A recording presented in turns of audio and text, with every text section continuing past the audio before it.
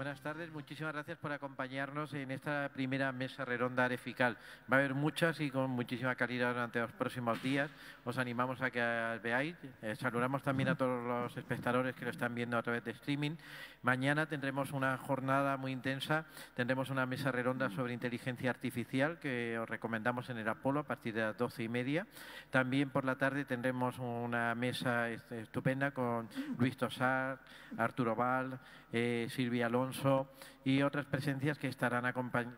Faltaba uno, ¿no, Luis? Mañana. ¿Qué? Luisa Mayor. Luego tendremos también el domingo a Dani Rovira, aquí por la mañana, junto a Natalia de Molina. Tendremos a Melanie Olivares y a Fele Martínez también hablando de cine español. Por la tarde, un mano a mano entre Gerardo el Sánchez, director de Días de Cine, y Raúl Arévalo, uno de los mejores actores también de este país.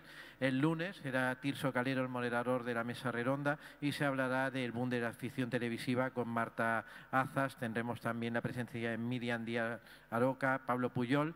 El viernes tendremos una mesa sobre el guión cinematográfico con Marta, moderada por Moisés Rodríguez del canal 24 Horas. Estará Mar Targarona, productora y directora, Manuel Gutiérrez Aragón y no me acuerdo ahora mismo. Es que son tantas las que tenemos. Lo que sí, el sábado cerraremos estas mesas con Elena Sánchez, que hablará de comedia. Estará Eva Isanta, Miren Ibarguren, Paco Tous y María León. Ellos son algunas de las presencias que tenemos en las mesas. Fernando Colomo era el que me faltaba de la mesa del viernes. Os animamos a que vengáis a todas estas actividades, también al estreno de series como mañana La Ley del Mar, o que será a las 8:30 en el Apolo, a las 5 el estreno mundial del Hombre de las Narices, la última película de Pablo Lerqui, producida por Lina Barenes, que se podrá ver en primicia aquí en FICAL.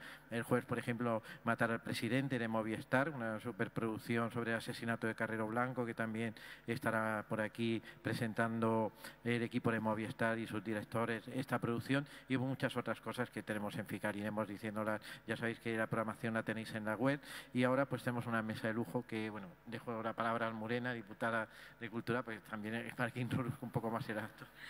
Bueno, muy buenas tardes. Yo, después de la capacidad de memoria que tiene nuestro director, eso es digno de alabar, porque mira que yo tengo todas las actividades, soy incapaz de recordarlas tan súper bien. Simplemente daros las gracias de que estéis aquí, a las personas que nos estáis viendo a través de las redes sociales, sobre todo dar las gracias a Luis Alegre, que lo tenemos a través de moderador en nuestro festival, y que fue un placer conocerle el año pasado y es un placer tenerla aquí de vuelta. Y bueno, a todas las personas que forman parte esta tarde de esta mesa redonda, que es de lujo, así que muchísimas gracias por estar en Almería. Bienvenidos a la tierra del cine, y hoy que estamos en nuestro primer día del festival, encantadísima de que estéis aquí con nosotros. Y le voy a volver a pasar la palabra a Enrique, que menos mal que estaba diciendo que venga, que tenemos que ser breves. Ya estoy yo metiéndome con él. Había que hacer teletienda. Bueno, decir que ahora os cito a Luis, esta mesa era una cosa que debíamos. El año pasado Antonio Saura gentilmente colaboró con nosotros y fue uno de los impulsores de que Almería, el desierto de Tabernas, fuera tesoro cinematográfico de la cinematografía europea. En aquella ocasión empezamos a hablar de que Carlos Saura merecía una estrella aquí porque había rodado varias películas, y bueno, finalmente no pudo ser, y este año queríamos que este primer día de FICAL fuera un pequeño homenaje a su persona, y entonces este es el motivo que nos ha traído Luis, además, para que esta sea la mesa, y luego tenemos un pequeño guiño en la gala de inauguración. Pues muchas gracias, Almudena, muchas gracias, Enrique. En un festival como el de Almería, un festival internacional, un año como el 2023, me parece muy bonito hacerle un homenaje, rendirle un tributo a una figura fundamental de la cultura española y que tuvo una gran proyección internacional. Y bueno, yo creo que 2023 va a pasar a la historia de la cultura por algunas cosas, pero entre otras por ser el año en que Carlos Saura nos dejó. Y bueno, para mí es una gran alegría estar aquí con 4 personas que por diferentes motivos pues lo trataron, lo conocieron muy bien, trabajaron con él. Y se trata de, entre los 5, porque yo también tuve la inmensa suerte de conocerlo muy bien y de ser su amigo durante 35 años, pues evocar, recrear la personalidad de un ser humano excepcional y de un cineasta de primerísima categoría, del que yo, desde que murió, siempre repito alrededor de él que estuvo muy cerca de la muerte soñada, ¿no? Porque morir a los 91 años haciendo lo que más le gustaba en esta vida casi a última hora, y lo que más le gustaba en esta vida eran muchas cosas. Era el cine, pero muchas más cosas, la fotografía, la pintura, el dibujo, el teatro, el musical. Pues hasta casi última hora estuvo haciendo lo que más le gustaba. Se fue en paz, se fue con una gran serenidad y con la sensación de ser venerado, apreciado y querido por todo el mundo. Y encima con el detalle de que justo al día siguiente de morir estaba previsto entregarle a él el Goya de honor, y lo recibió su familia, y bueno, también eso sirvió para que toda la profesión y en general todos los españoles le rindieran un tributo muy, muy emocionante. Entonces él estuvo muy cerca de tener la muerte soñada, pero es que su vida también estuvo muy cerca de ser la vida soñada, porque él hizo desde los años 50, en que empezó a mostrar su pasión por la fotografía y luego por el cine, pues es una persona que estuvo muy cerca de hacer lo que le dio la gana a lo largo de su vida. Y mira que eso es difícil en un mundo tan complejo como el del cine. Por supuesto que tuvo sus frustraciones, como lo ha tenido todo el mundo en esta vida, pero dentro de eso yo creo que él se fue bastante satisfecho de lo que había hecho y muy, muy feliz. Bueno, esto es una mínima introducción, pero lo que yo quiero es que entre Antonio Saura, que además de hijo de Carlos Saura fue colaborador suyo, fue productor suyo y una de las personas que mejor conocen su obra, aparte por supuesto de su personalidad y de su vida, pues entre Antonio Saura y estas tres grandes actrices y grandes figuras del cine español, Ana Torrent, Asunta Serna e Ingrid Rubio, que en sus inicios tuvieron la oportunidad de trabajar con él, de ser dirigidas por él, y que por ser en sus inicios yo creo que la huella también es especialmente intensa, la que ha dejado en su memoria y en su vida, en su carrera, pues entre las 5 personas que estamos aquí podamos recrear y evocar la personalidad y la vida y la importancia de Carlos Saura, contando desde, sobre todo, experiencias personales, ¿no? Que es en lo que nos podemos singularizar cada uno de nosotros. Por empezar por la primera persona que lo conoció, por razones obvias, a mí me gustaría que Antonio, su hijo Antonio, nos diera, porque claro, ya han pasado, desde la muerte de tu padre, han pasado más de 8 meses, ya han pasado el suficiente tiempo como para que hayas digerido el vendaval de emociones que viviste alrededor de sus últimos días, de los Goya, de los primeros días después de su desaparición. Y yo no sé cómo has colocado la ausencia de tu padre a estas alturas en tu cabeza y en tu propia vida. ¿Qué nos puedes contar alrededor de eso? Bueno, tú estuviste más tarde que yo con mi padre. Tú estuviste el último día o el penúltimo día antes de su fallecimiento. Eso lo contaré luego. Sí, sí. Bueno, vamos a ver, no, todavía no, porque aquí estoy hablando de mi padre. No ha parado. Entonces, entre mi hermana Ana, su viuda Eulalia Ramón y yo, nos hemos ido repartiendo homenajes en algo que está siendo muy gratificante y al mismo tiempo un poco abrumador, ¿no? Porque el cariño es tremendo. Yo estaba el fin de semana pasado en Roma, que presentábamos lo que había sido su último documental, Las paredes hablan, en un festival de cine español en Roma. Estaba también mi hermana Ana, que venía de Colombia, de un festival de cine en donde había ido también a presentar, y estábamos viendo que no podíamos ir a otro de Colombia porque ya no nos da la vida. Quiero decir, tenemos una vida aparte de homenajear a mi padre. Yo me siento muy orgulloso de haber sido, digamos, el gestor de los homenajes en Berlín, en Cannes y en Venecia, porque eso lo hablé yo con los distintos directores y se organizó así, y entonces tuvimos Las paredes hablas en Berlín, pero Carmen en Venecia y La caza, dos versiones restauradas recientemente maravillosas, y es impresionante ver salas llenas y gente viendo películas pues, que ya tienen un cierto tiempo, y a la salida, por ejemplo, de Carmen, que se estrenó en el cine al aire libre de Cannes, una noche de un mayo fresquito, estaba todo completamente lleno, y a la salida un magnífico productor polaco, Dariusz Jablowski, me dijo: ¿por qué no se hacen ya películas tan buenas? Entonces, una cosa que te quedas. Y en Venecia estar con Emilio Gutiérrez Cava, que de repente estar ahí y revivir cosas, la verdad es que todo eso está siendo un precioso baño de recuerdo, etcétera. En cuanto a mí personalmente, por un lado ya empiezo a no ser el hijo de Carlos, o sea, lo cual no está mal a los 63 años, una carrera bastante larga también, y por otro lado es esa sensación, ¿no? Ya te digo, la ausencia yo creo que la empezaré a vivir el año que viene. O sea, todavía no está ausente, o sea, publican ahora sus memorias, que las hemos corregido, o sea, es como una presencia continua.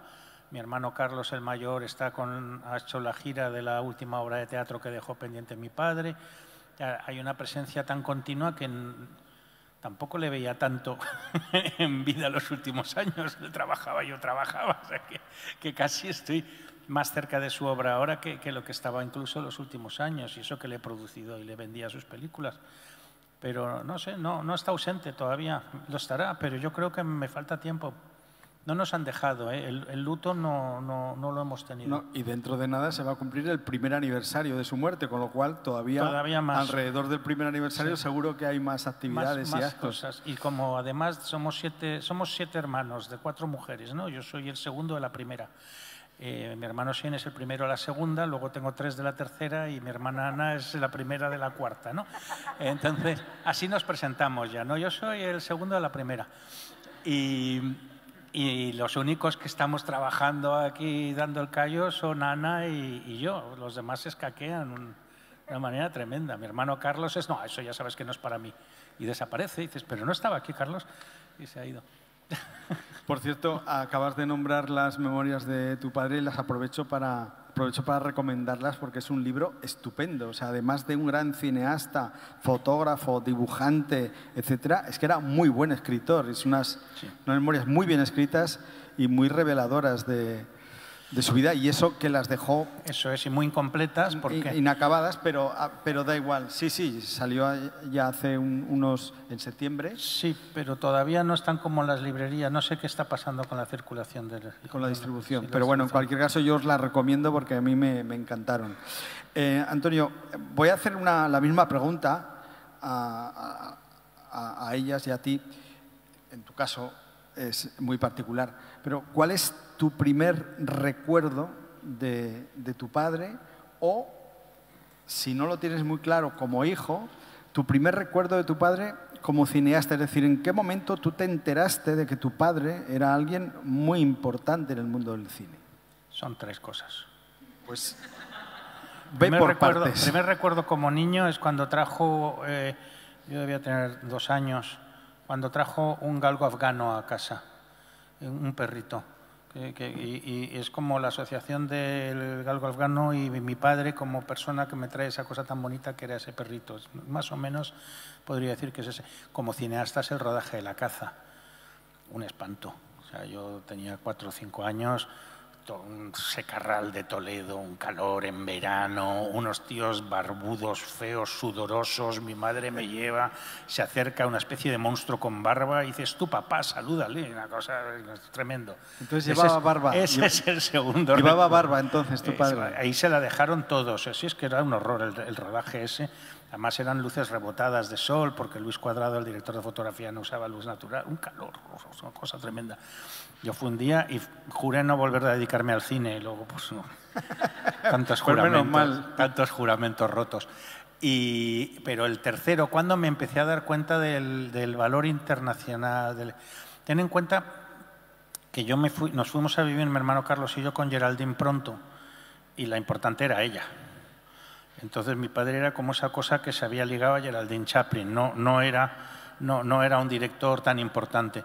Entonces hay dos momentos en donde me di cuenta que mi padre puede tener una cosa. Una vez en un verano, como a los 7 años, 6 años, en que un señor se puso a decir que no le gustaba el cine de mi padre, y yo pues, tenía 7 años, y ¿por qué culpa tengo yo? No era como, no sé, dile a un niño de 7 años no me gustan los puentes que hace tu padre, pues soy mala pata, ¿no? Pero realmente yo creo que fue a partir de Criacuervos. Yo creo que es... la prima Angélica Criacuervos. Ese momento es el momento en donde el gran salto, porque tanto Peppermint Frappé y tal no tiene esa relevancia. Yo creo que el gran momento es Criacuervos, y que aquí además tenemos a Ana. Pero es que Criacuervos fue muy bestia. Por cierto, no tiene nada que ver con tu padre, pero no puedo evitar contar esta anécdota de Geraldine Chaplin, porque si no me voy a morir. Geraldine Chaplin, hija de Chaplin, de Charlotte, y intérprete de Doctor Civago, que es un poco después cuando tu padre la conoce. Cuando le dieron el Goya de honor a Geraldine Chaplin, que seguro que te acuerdas de esto, en el discurso, Geraldine Chaplin... Le dieron el mejor actriz secundaria En la ciudad sin límites, que produje yo. Ah, bueno, vale. Te lo bueno, digo para recoger matizar, Goya. Sí. Un pequeño detalle. Muy bien, eres la persona perfecta para hacerme esa corrección, porque efectivamente, que menuda película, por cierto. Sí, cuando consiguió ese Goya, en los discursos de agradecimiento, dijo esta maravilla. Dice, no, me encanta España, nombró también a tu padre, no sé qué. Dice, lo único que un día me contó, me pasó una cosa muy curiosa en la calle, y es que me encontré con un matrimonio que pasaba al lado mía y dijo, y yo escuché que el marido le decía a la mujer, mira quién va por ahí, la hija del gordo y el flaco. Sí, lo contó en la gala esa. Sí. Me pareció genial. Bueno, hablas de Criacuervos. Por orden cronológico de las películas interpretadas por las 3 maravillosas actrices que tenemos aquí. Ana, tú tenías 8 años cuando ruedas Criacuervos, año 1975. Cuéntanos cómo fue aquello, qué recuerdos tienes de tu primer contacto con Carlos, de la primera vez que lo viste, como si... A lo mejor es que tienes pocos recuerdos porque eras demasiado niña tal vez, pero seguro que algunas imágenes se te han quedado grabadas a fuego. Sí, tengo. No le recuerdo, que sé que estuvo en casa varias veces convenciendo a mis padres para que me dejaran hacer la película, porque mis padres no querían que siguieras, porque tú ya habías hecho El espíritu de la colmena. Había hecho El espíritu de la colmena, él había visto El espíritu de la colmena, tenía ese guión y quiso hacerla conmigo. Y mis padres, sobre todo mi padre, le dio miedo que después del éxito del espíritu de la colmena, pues que yo de pronto ya como que no tuviera una infancia normal. Mi familia no tenía nada que ver con el cine y no querían de pronto como que yo fuera diferente a mis hermanos, tuviera otro tipo de infancia, entonces querían como que no siguieran el cine.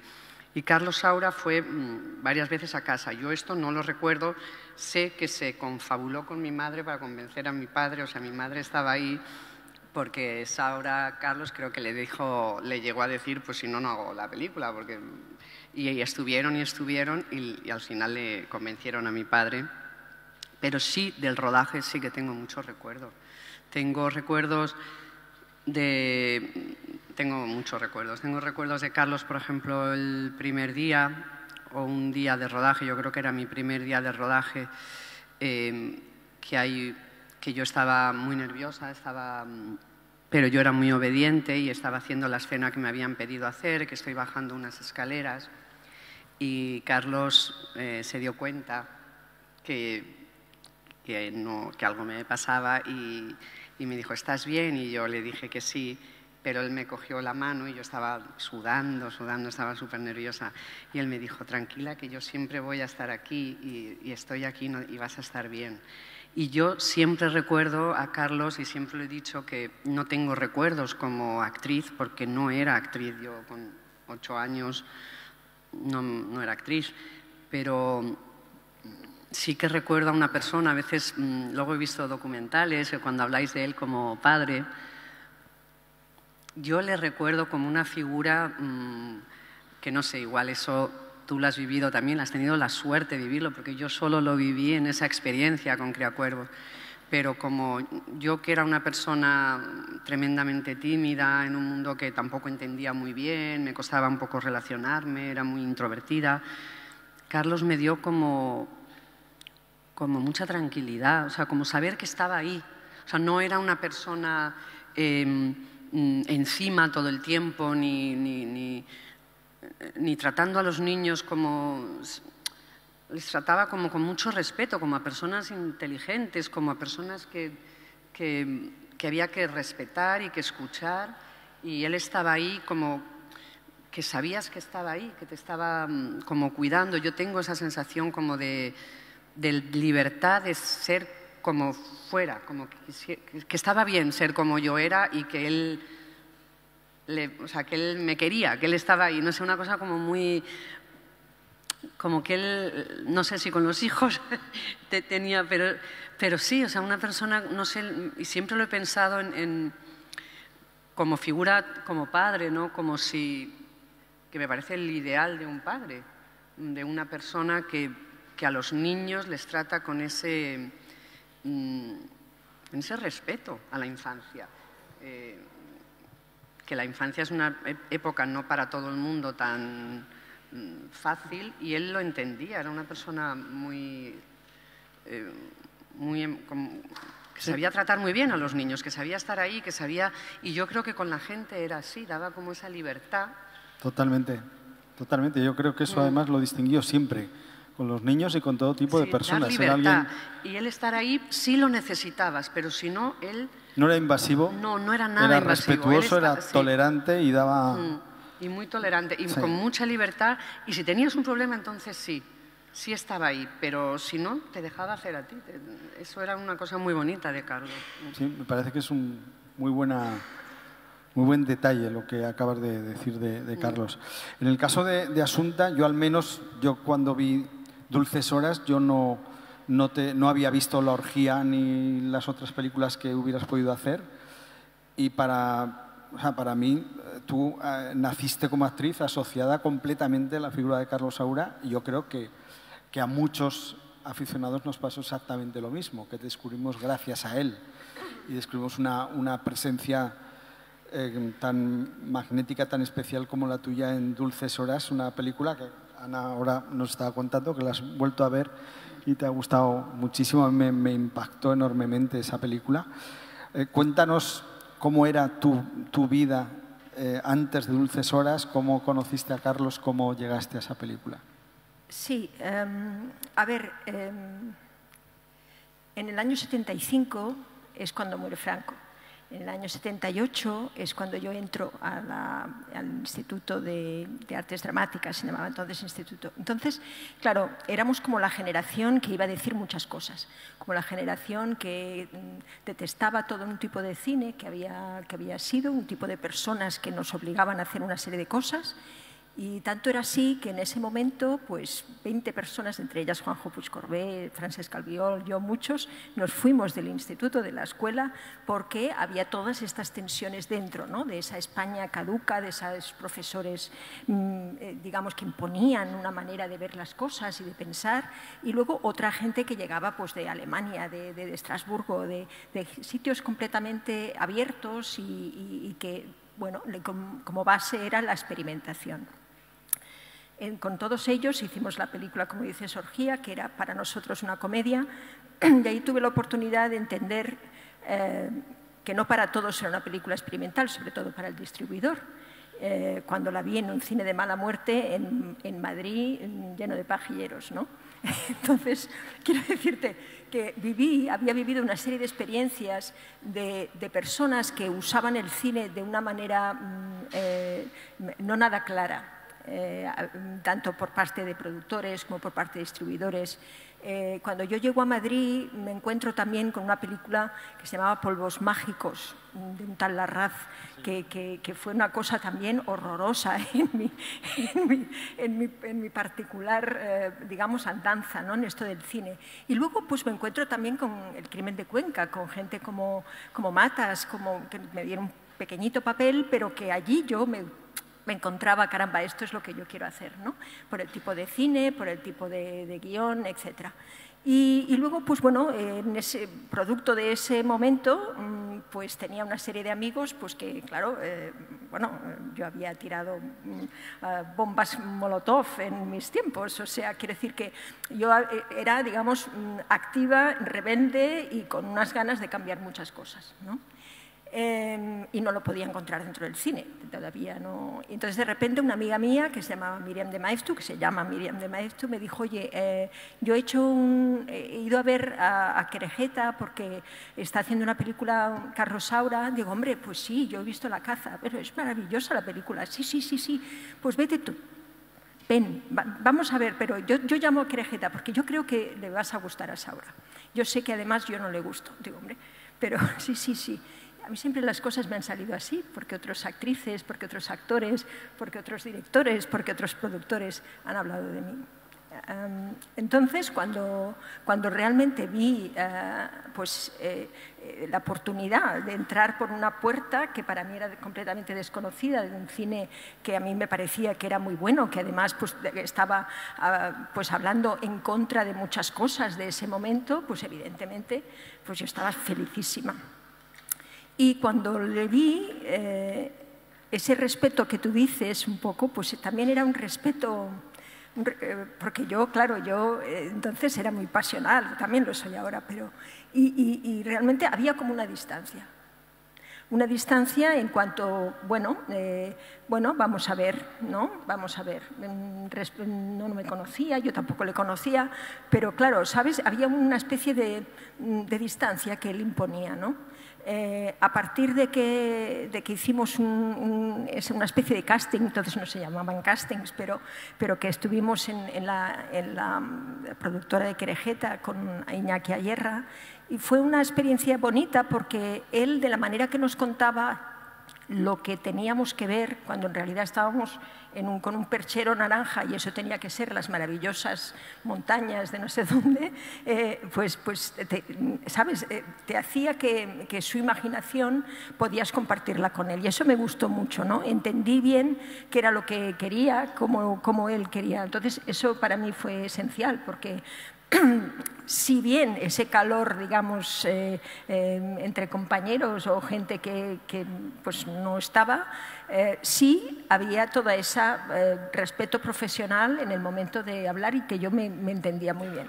Estuvimos después en un bar, la gente estaba hablando de nosotros clarísimamente, Querejeta, todos, y nosotros, Iñaki Ayerra y yo, estábamos los dos sentaditos con un cacaolat, diciendo, Dios mío, ¿qué pensarán ellos? ¿Habremos salido? ¿No habremos salido? Y ya por la tarde ya pues recibí, me parece que era un contestador, un Primitivo Álvaro, que decía que yo había tenido el papel. Inmediatamente llamé, digo, ¿pero qué papel?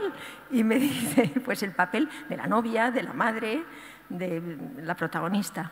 Digo, bueno, me quedé absolutamente maravillada con esta historia porque dije, qué bien, ¿no? Qué bien que profesionalmente ahora va a ser realmente un cambio y efectivamente fue un antes o un después y todo eso que yo había sufrido, pues yo qué sé, de pensiones de mala muerte, de no tener dinero para vivir, de pedir por la calle, pues se transformó en mi primera, digamos, experiencia profesional en serio. Es decir, un hombre que tenía un gusto para ver, para la mirada, para ese silencio que tenía suyo, ¿no? Esa media sonrisa. A mí había una frase que siempre me gustaba mucho suya, que es cuando yo me preocupaba porque el guión era hermético, no entendía algo y quería ir a Lille a ver. Tenía que ver, a ver cómo y cuándo podía yo hablar con él, ¿no? Pero al final lo que siempre me decía era, tranquila, Sosa, tranquila. O sea, tranquila. Y la verdad es que estuve muy tranquila con él y no sé si fuiste tú, Antonio, o fue Carlos, que un día me dijo, oye, pero ¿tú qué hablas con mi padre?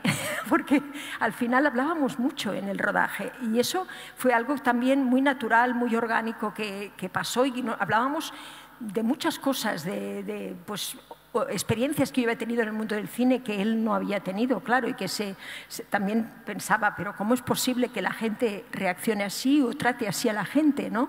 Y yo vi una persona íntegra, una persona que realmente, bueno, él hacía el cine de una manera pues muy honesta y muy ética, ¿no? No sé si fuiste tú, Antonio o Carlos, que me dijo, pero ¿tú de qué hablas con mi padre?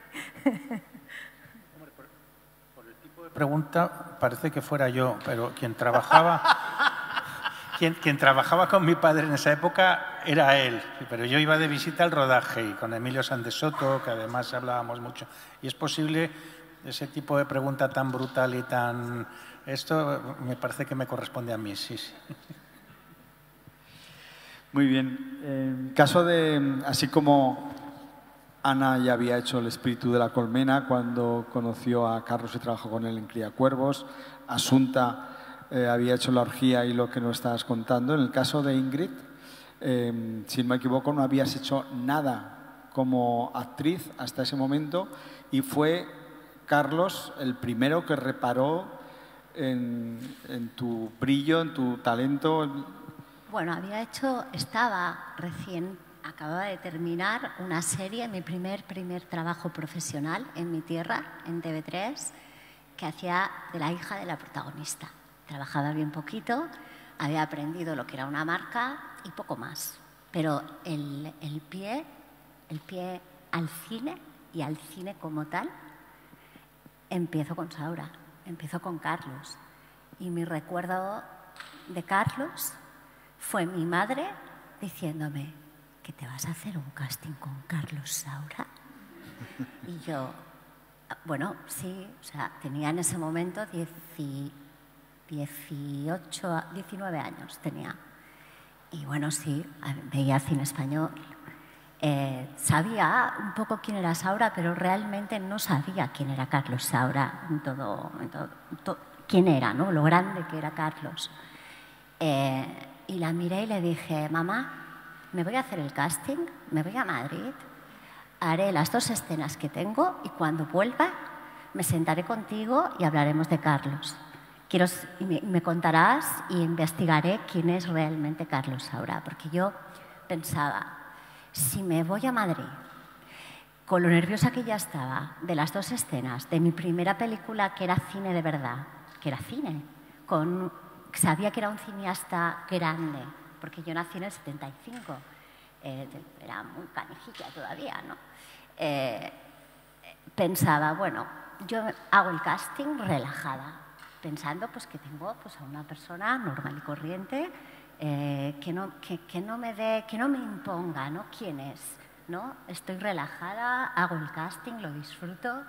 Y cuando hice el casting, porque lo hice con el actor protagonista, Carlos Fuentes. Con Carlos, sí, con Carlos Fuentes, estaba Carlos Saura haciéndome el casting, hice 2 escenas.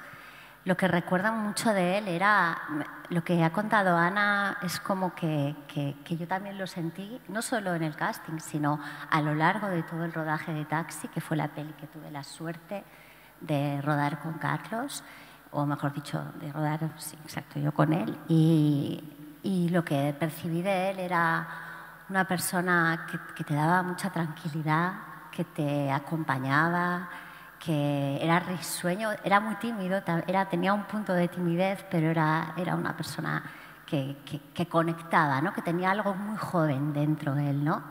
Y bueno, me pasó algo como muy mágico ese día, además, porque salí del casting y me iba a la productora de Fernando Colomo a dejar mi VHS con una escena en catalán, o sea, todo fatal, de la serie que estaba haciendo y una foto. Y entonces cogimos un taxi desde Callao, que era donde estaba la productora, y nos fuimos a Génova. Y cuando estamos dentro del taxi, que mi representante, Jorge Denis, me pregunta, ¿y qué te ha dicho Saura? cuéntamelo, Ingrid. Y yo, pues me ha preguntado esto y me ha dicho aquello. Y cuando he dicho esta frase, le iba contando todo. Y cuando frena el taxi en Génova, el taxista se gira, nos mira a Jorge y a mí y nos dice, bueno, claro, es que aquí es imposible no escuchar la conversación. Estoy en un taxi, lo he escuchado todo. Señorita, que tenga usted mucha suerte, porque el día que Laura del Sol hizo el casting, la llevé yo. Mira, Jorge y yo salimos del taxi como si la película fuera nuestra, que no sabíamos si iba a pasar o no iba a pasar. Pero yo me acuerdo que fue como súper mágico, ¿no? Y dijimos, bueno, ya veremos qué pasa. Y nada, luego a la semana me llamaron. Ya en ese momento ya estaba informadísima de quién era Carlos Saura, en toda la figura. Todo. Yo había visto Deprisa. Entonces, bueno, y también había visto Carmen, por supuesto, ¿no? Pero no sabía realmente. Y ahí ya me senté, me informé y ya me dieron el papel y fue un sueño. Trabajar con él fue bueno, para mí fue mi principio, ¿no? Y con un grande como él. Claro, tuvisteis esa oportunidad de trabajar con un grande del cine internacional en vuestros inicios. Y yo no sé si luego, el caso de Ana es un poco particular porque es que antes que con Carlos trabajó con Víctor Erice nada menos, o sea que tuviste ahí unos comienzos brutales, pero no sé si luego el paso del tiempo y el conocer otro tipo de cineastas, también os puso a Carlos en el lugar que verdaderamente merecía, porque cuando trabajasteis con él casi no teníais referencias de cómo era un director de cine. Habéis conocido a muy pocos, ¿no? O a ninguno, como en tu caso. A ver, comparando con los directores que me han tocado, yo he hecho ahora, me parece que son 157 películas, 27 como protagonista. Realmente, la persona con la que más he estado de tú a tú ha sido él. De tú a tú en el sentido de que me llevó a montaje. Estuvimos hablando de cantidad de cosas que yo en ese momento sentía, ¿no? Pues no es lo mismo, por ejemplo, yo le decía rodar un primer plano que rodar un plano general. Tu interpretación tiene que cambiar. Y ella me decía, anda, Sosa, anda. Y cuando estuvimos en montaje y decía, ¿ves? Yo aquí he hecho esto y aquí he hecho esto otro por esto y por esto y por esto. Y entonces Carlos dice, mira que eres testaruda, más testaruda que yo. Siempre había como esa cosa de que podíamos hablar de las cosas, decir todas las ideas y eso no pasa mucho en muchos directores. Primero, con la idea de que no hay tiempo, que es una mentira terrible, porque hay tiempo. La gente no habla y no comparte mucho. Fíjate tú que al menos es lo que a mí me ha tocado, ¿no? Entonces, los directores no han tenido esa tranquilidad, esa seguridad en sí mismos como para dejar que una chica, pues, o que un actor veas, ¿sabes? Los rushes, vamos, el montaje. Los directores... Por ejemplo, hablo ahora para compararlo con Almodóvar. Almodóvar nunca me dejó ver absolutamente nada. Más inseguro es un director, más preocupado en sí mismo, es cuando tienes todos los problemas con él, que es exactamente lo opuesto que yo viví con Carlos. Es decir, una persona generosa, una persona curiosa siempre para saber el otro qué pensaba, cómo estaba. Una persona respetuosa, ¿sabes? Nunca intentando forzar nada. Yo me acuerdo que una de las primeras cosas que hablábamos era sobre el guión, porque decías que este guión no lo entiendo, Carlos. A ver, ¿por qué se suicida ella? Y entonces Carlos siempre decía, bueno, pero ¿tú crees que a las personas no les tienes que dejar que lo averigüen por sí mismas por qué se suicida? Y ahí decía así, 1-0. Es decir, siempre había como ese otro punto de vista compartido, ¿no? Y eso es muy difícil encontrarlo en un director. Para mí, una de las grandes orgullos de esta profesión fue en el 2004, cuando yo llevé los premios de cine en Cataluña. La Academia de Cine Europea, exacto, los premios EFA, pues pude devolverle un poquito, que era pues que insistí para que se le diera ese homenaje a Saura en el año 2004, cuando yo pues estaba representando a España en la Academia de Cine Europea. Es una cosa pequeñísima, ¿no? Pero es que le debo todo. Le debo todo porque vi que era posible hacer un buen cine y además personalmente algo que te satisface hacer, que es tu trabajo, ¿no? Porque muchas veces las tensiones con las personas y el no saber manejar tu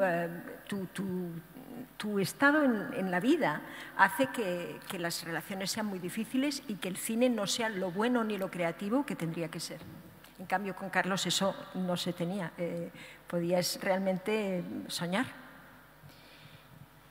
A mí me lo enseñó todo.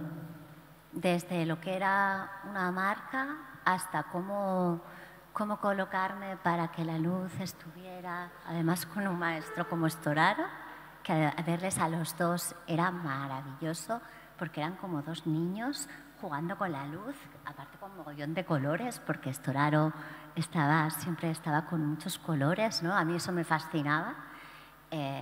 Teníamos un operador, Julio Madurga, que también bueno, estaba súper cuidada, pero yo y todos. Pero es real que era cuidadoso, era cariñoso, era cercano, también te dejaba muchísima libertad, no era invasivo, y eso también te hacía poco a poco ir creciendo, ¿no? En este viaje, que es una película, que es un viajazo, ¿no? Y más si es tu primera, imagínate, ¿no? Te cogía de la mano, no te la apretaba, te la cogía y si la necesitabas, estaba, ¿no? A mí me enseñó este oficio. Y aunque tú, Ana, fueras muy niña, también has deslizado algunas de las grandes virtudes de Carlos. ¿Tú crees que te convirtió? Tú dices que no eras actriz con 8 años. Es una cosa un poco discutible porque me parece que eras un pedazo de actriz impresionante. Aunque tú no fueras consciente de que estabas interpretando, eras actriz. Pero, y muy probablemente lo que hiciste en Cría Cuervos también te marcó tu futura carrera como actriz. Sí, es discutible si era actriz o no, porque yo no creo que fuera muy actriz. O sea, no, tú estarías jugando. Tú estarías porque jugando. Te pones delante de una cámara y a lo mejor tenía cierta facilidad para eso o cierta naturalidad. Eso que dicen, hay gente que le quiere más la cámara que otra, pero yo no estoy deslumbraste a todo el mundo. De mí, de hecho, me llamo Ana porque yo no entendía. O sea, los personajes tenían que llamar Ana cuando yo era pequeña, en el Espíritu Colmena también, porque yo no entendía que me cambiaran de nombre porque no entendía por qué tenía que ser otra, si yo era Ana. O sea, yo era como era yo. De hecho, voy a poner un ejemplo de una escena que además la recuerdo, que luego me contaron cómo se hizo hasta el punto, por eso digo que no sé que yo no considero que fuera actriz. Hay una escena en Cría Cuervos que yo me levanto en mitad de la noche y he soñado con mi madre y me doy cuenta que no está y yo empiezo a llamarla y empiezo a llorar. Y yo no quería hacer esa escena, dije que me quería ir a casa, que no me encontraba bien y entonces que me quería ir y que me quería ir y que me quería ir. Y entonces Teo Escamilla, creo que era el operador, y se dieron cuenta que yo estaba poniéndome un poquito mal y dijeron, empieza a rodar porque va a llorar. Yo estoy llorando de verdad en esa escena. Yo me puse a llorar y empecé a llamar a mi madre que me quería ir. O sea, yo no hubiera sabido hacer eso. Entonces luego alguien me dice, no, porque tú ya estabas pensando, tú ya tenías ahí como actriz tu método. Y digo, ¿pero qué método? O sea, yo no tenía ningún recuerdo de ningún método, ni era consciente de nada, que me quería ir a casa, es lo único que quería, y ellos aprovecharon que yo me eché a llorar para grabar que yo estaba llorando. Yo no sé lo de ser actriz, tardé tiempo. O sea, tardé tiempo en ser consciente de lo que era el trabajo de actriz. Es otra cosa, yo creo que es otra cosa. Pero, a ver, de Carlos aprendí. Carlos me marcó mucho por una cosa personal.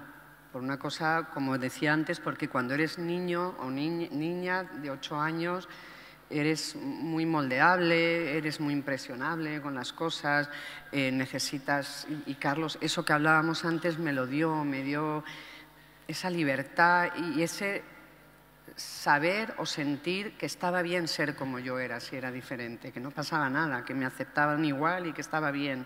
Eso me lo quedé toda la vida y me lo he quedado toda la vida. Eso me lo dio Carlos.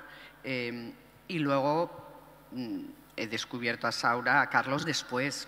Y me siento muy afortunada de haber hecho esa película porque me parece un director monumental, me parece una burrada de director y me encanta formar parte de su historia del cine, ¿no? Porque es impresionante lo que ha hecho. A mí me parece que lo que ha hecho Carlos como director, bueno, pues eso es historia y será historia siempre, ¿no? Porque verdaderamente todo, además,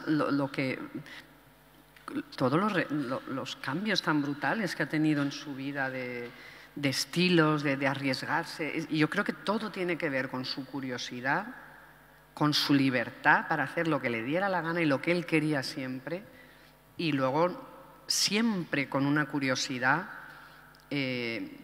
cómo hablaba de la gente joven. A mí, por ejemplo, yo recuerdo oírle en entrevistas y en cosas ya mayor, la curiosidad que tenía por la gente joven, por las nuevas cosas, por las nuevas tecnologías, por todo lo nuevo. Digo, claro, es que era una mente brillante, muy brillante, ¿no? Entonces es un honor y un privilegio haber participado ahí, no haber sido parte de eso, ¿no? Pero como actriz, o sea, sí, soy actriz, pero... Bueno, es que hay diferentes tipos de actrices. Hay actrices diferentes que tipos lo son sin ser conscientes de serlo. Me pongo ahí, exacto, y me dicen, di esto, y yo lo hacía, me salía bien, pero... Estoy totalmente de acuerdo con Ana, Luis. Luego lo hablamos. Sí, si yo también, ¿eh? Es que es diferente luego. Yo también. Es que, o sea, yo sé lo que quiere decir, que era actriz, era actriz, es que estaba ahí a mí y estaba jugando. Cuando le dan los premios a un niño, ¿sabes? Porque sé que es una manipulación de alguien y esto no es ser actor. Bueno, es otro tipo de cosa. Llámalo X. O sea, yo es no buen actor. El juego de ser actriz, lo que es jugar, jugar, play, que es jugar, lo descubro con 17 años. O sea, cuando empiezo clases de interpretación. Cuando ahí digo, voy a ver si me gusta. Porque yo ni siquiera sabía todavía si quería ser actriz. Y ahí ya digo, me gusta el juego me gusta todo, ya sería muy largo a ponernos a hablar de todo eso, ¿no? Pero con 8 años es otra cosa. Sí, es otra cosa, llámalo X, es una manera de entendernos. Pero lo que haces tú en Cría Cuervos, como el espíritu de la colmena, es salir y emocionar al espectador de una manera impresionante. Entonces, llama X a lo que hagas. Sí, ¿a quién era el director que decía, nunca trabajes con un niño o con un animal porque te robarán el plano siempre? Te estás metiendo en un charco, ¿eh?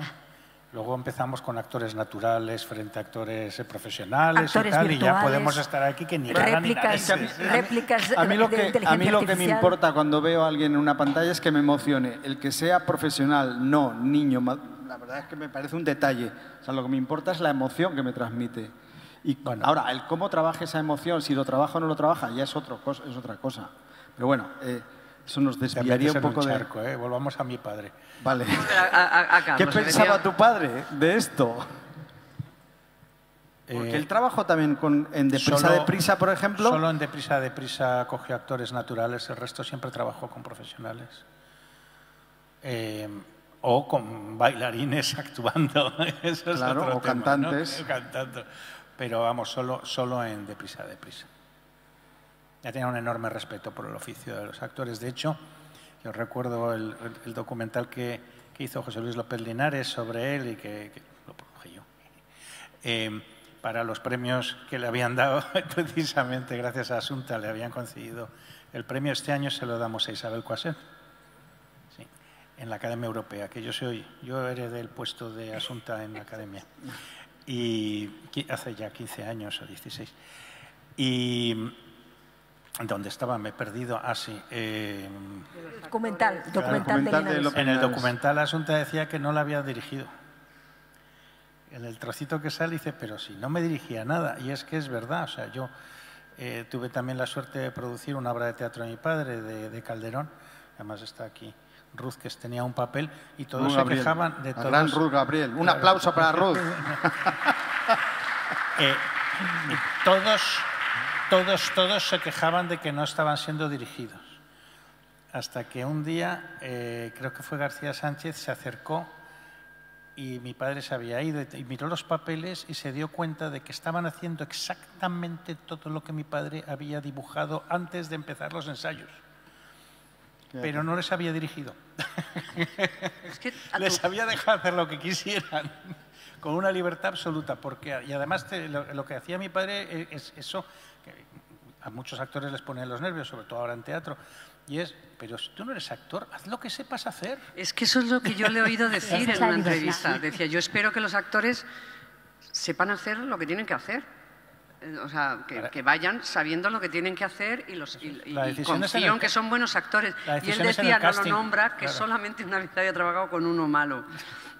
Pero que normalmente trabaja con gente, con buenos actores y que espera que hagan el trabajo que tienen que hacer. De todas maneras, una cosa que es muy bonita, creo, os voy a explicar una anécdota de lo de Carlos, es de que, claro, de misma manera que él no forzaba las situaciones, que no te apretaba la mano, de la misma manera tampoco le gustaba que tú le apretaras la mano. Es decir, que si tú querías algo, tenías que ver a ver cómo una de las cosas que me acuerdo que yo quería era entender por qué esta mujer se suicidaba delante de su hijo. No entendía cómo una madre podía hacer algo así. Yo no era madre entonces tampoco, no entendía tampoco mucho y quería que me lo explicara de dónde viene, que si eso ha pasado alguna vez, no sé, cosas. Y él era hermético en eso, nada. Entonces dije, bueno, pues voy a escribir algo.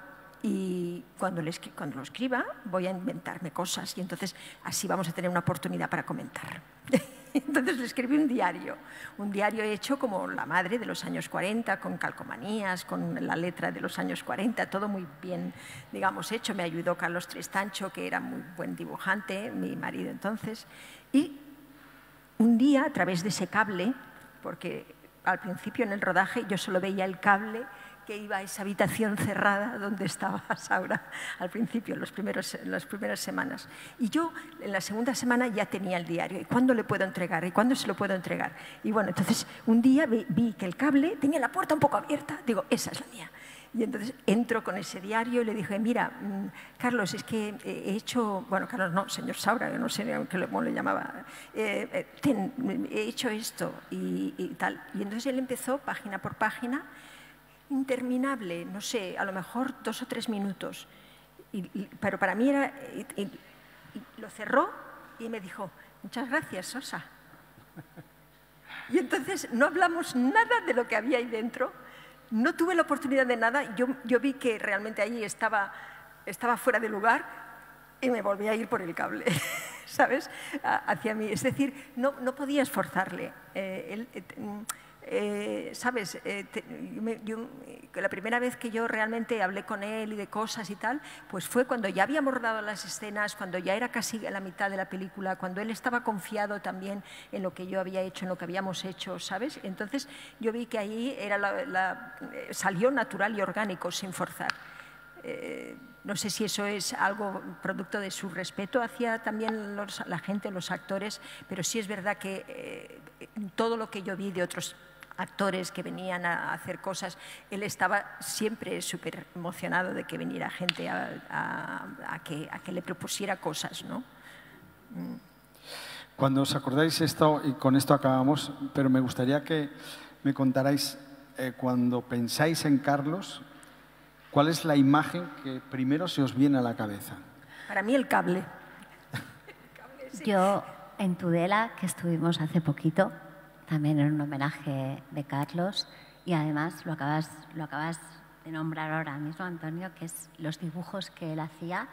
Yo le recuerdo por la mañana con su sombrero, su bufanda, porque era invierno, taxi era en invierno, llegaba a la cafetería, al set, se sentaba, sacaba su libreta con sus acuarelas. Aparte yo me acercaba y siempre le preguntaba qué son acuarelas, qué tipo de pintura es.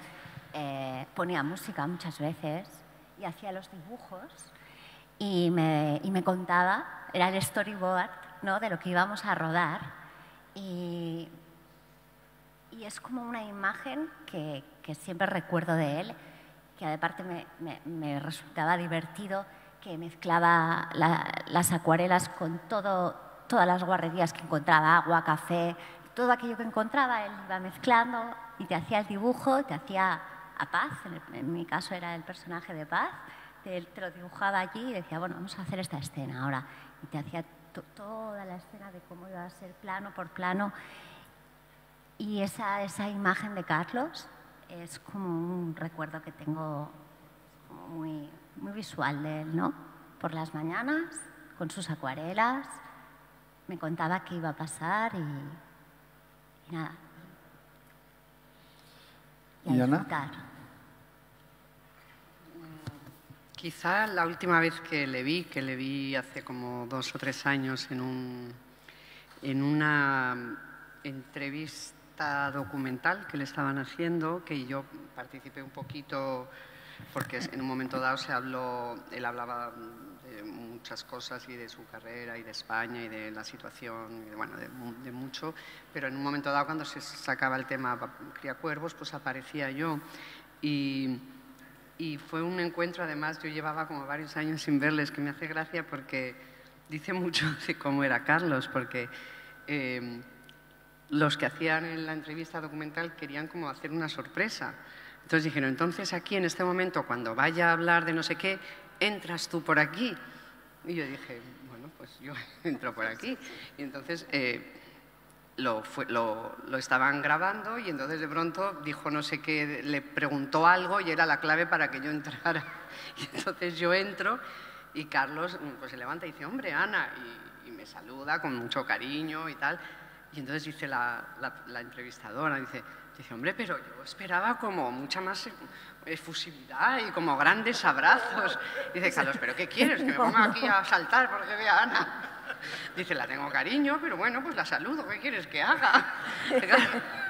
Y digo, claro, es que Carlos era así, era una persona como cariñosa, pues lo que hemos dicho, pero no era como de empezar a abrazarte y ya, pero siempre te demostraba su cariño a su manera, ¿no? Pero entonces a mí me hizo mucha gracia ese encuentro porque digo, claro, es que no saben que Carlos no se va a poner a armar ahí un número emocional, sentimental, porque se encuentre conmigo de pronto, ¿no? Entonces me hizo gracia. Y esa es la última vez que le vi. Y entre los miles de recuerdos que puedas tener que tú tengo de 60 años de recuerdos con mi padre.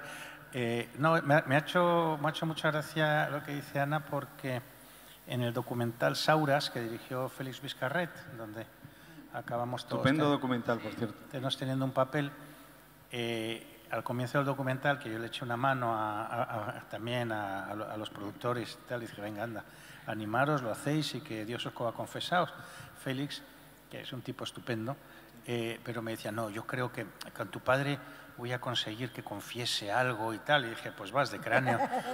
Y efectivamente, al final del documental es la historia de un fracaso, porque es él intentando que Saura diga algo que nunca lo dice. Y al final, bueno, pues se pone y se graba él a sí mismo diciendo, no voy a conseguir nada. Y de hecho, pues un poco hablamos los hijos, pero que tampoco decimos nada importante. Pues un padre estupendo, a veces estaba, otras veces no estaba y ya está, ¿no? Pero también es muy propio de mi padre ese momento de ese documental en donde está con mi hermano Carlos, el mayor, y dice, mira una fotografía, y dice, qué guapa era Mercedes. Y dice mi hermano, papá, esa es mi madre. O sea, que tampoco. Lo que él era es un... Él tiraba para adelante. Él lo que quería era hacer las cosas, estaba convencido de lo que hacía.